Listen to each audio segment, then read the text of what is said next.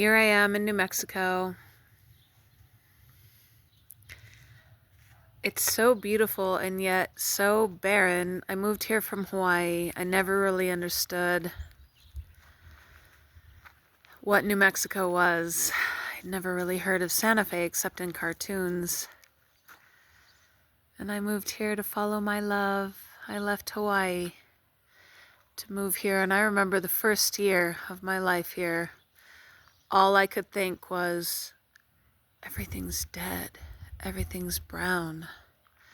There is no life here. The sun is so unforgiving. What am I doing here? That was 20 years ago, and here I am, still in New Mexico. What do you know?